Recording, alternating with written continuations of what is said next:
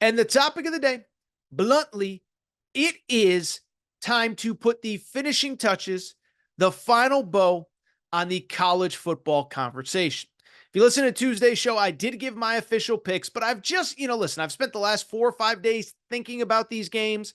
Obviously, all 4 teams have had press conferences. We've seen some of the media availabilities. We saw Nick Saban and Jim Harbaugh hanging out with Mickey Mouse at Disneyland. And I'm here to tell you, I just want to give you my final thoughts on the college football playoff going into the weekend. From the Michigan-Alabama perspective, okay?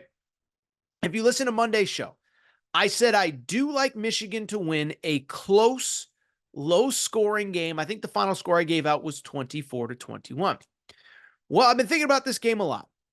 And I actually think, and I'm either going to look really smart or really, really, really dumb when I say this, but I think Michigan, the more this game goes, we get closer, the more I actually think Michigan is going to win. And I think they're going to win convincingly. Not like 33-6, but I think they're going to win. Well, I'll give you my updated final score here momentarily. And let me explain why, okay? So when it comes to Michigan, first off, it feels like every single person I hear is picking Alabama. I said it before. I'll say it again. Every year, there is one college football playoff game that does not go to plan, that everybody is on the same side, everybody has the same opinion, and it goes the opposite way. Last year, it was TCU versus Michigan. I don't remember anybody saying that TCU was going to give them a game, let alone win. TCU wins. The year before that, remember, Michigan played Georgia, and everyone said it's going to be close, it's going to be competitive, it's going to be interesting. Michigan gets blown off the field. And the year before, if you remember, Clemson was a 2-touchdown favorite against Ohio State. Ohio State won outright. So one, I have yet to hear anybody besides me make the compelling reason, the compelling argument why Michigan is going to win. And I think it comes down to a few things. First off, I think a lot of people are rightly questioning, how does Michigan move the ball against Alabama? Alabama has an elite defense. The Michigan offense struggled as the competition got tougher.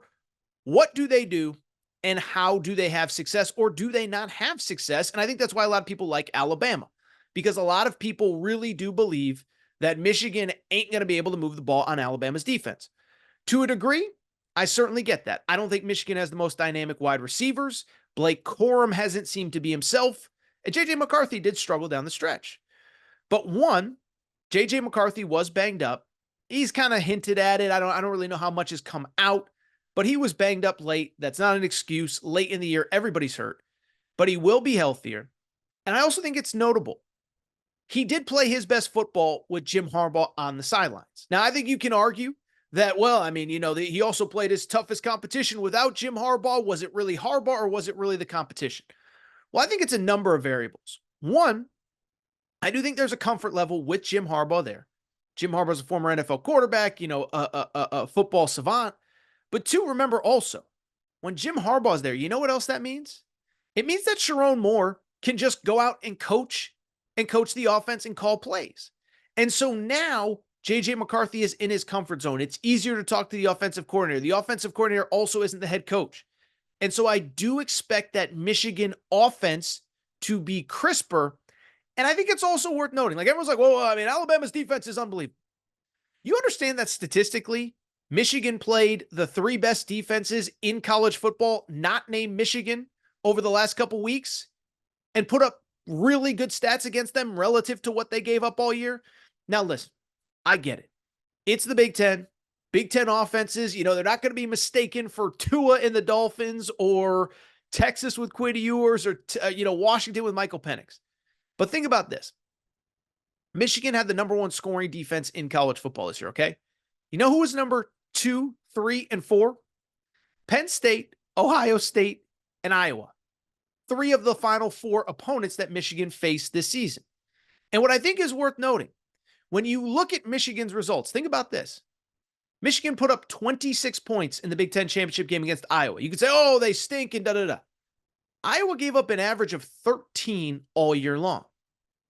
Michigan scored 30 points against Ohio State at home.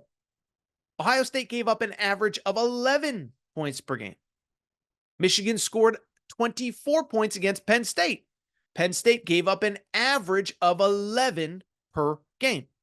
So you look at the three best scoring defenses, not named Michigan. Michigan moved the ball on all of them. They were able to score double and in some cases triple what the average opponent was. And I think they're going to be able to move the ball on Alabama. Beyond that, this is the part that is interesting to me. Everyone is so focused on how is Michigan going to move the ball on Alabama? And I talk about this with Josh Perry coming up here in just a few minutes. I don't think enough people are asking the opposite question. How is Alabama going to move the ball on Michigan? Because when I look at Alabama, listen, and I've said it for the last month, the Alabama win against Georgia, I would argue, is the second best win anybody has in college football this year. The only one that's better, Texas winning at Alabama.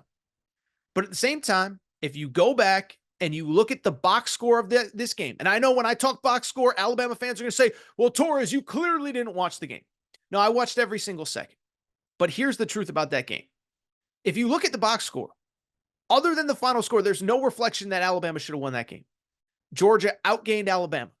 Alabama had 2.8 yards per carry, not very good on the ground, and 192 yards rushing for Jalen Milroe. And so I bring it up because this isn't the vintage Alabama offense. This is not the best offensive line they've had. The wide receiver core, Isaiah Bond, I know has played well late, but this ain't Jerry Jeudy and Jalen Waddle and Henry Ruggs and Devontae Smith all on the same team. And so really this team has become very reliant on Jalen Milroe making big plays, doing enough with his feet to move the chains. And then on top of that, also making the big play with his arm. Here's the thing.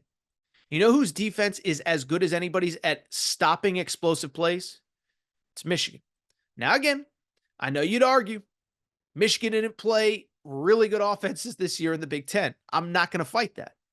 But at the same time, Alabama isn't Texas. They're not Washington.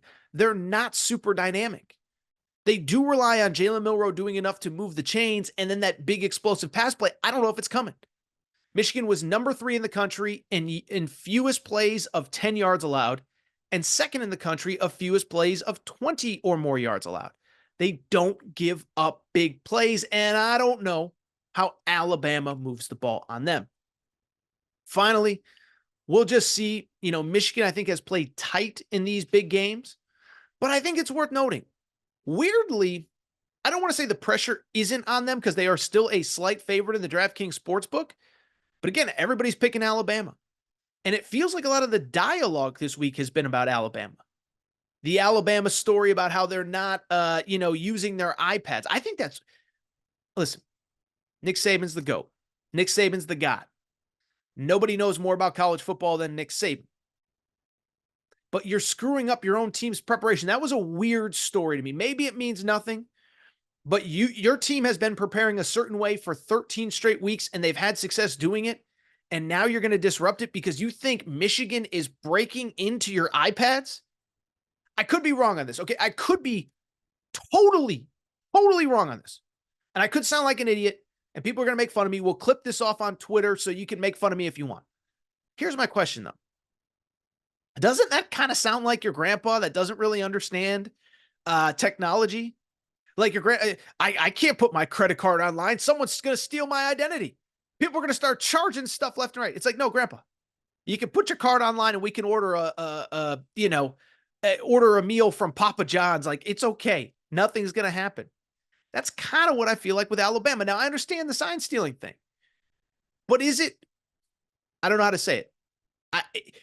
On the small percent chance that Michigan somehow hacks into your system, sounds like a movie. And by the way, I think everybody knows this, but there was a report that came out from Media Day on Thursday that Alabama is not using their iPads to study film because they're afraid that Michigan is going to break in and steal their signs. I'm just here to say, I think that it's weird that you have planned and prepped one way for 13 weeks and now you're upending it. I like Michigan to win this game, not just for that reason, for the reasons I mentioned. I said 24-21. I'm going to go 24-14. I think Michigan wins this game, and I think they win it pretty convincingly. By the way,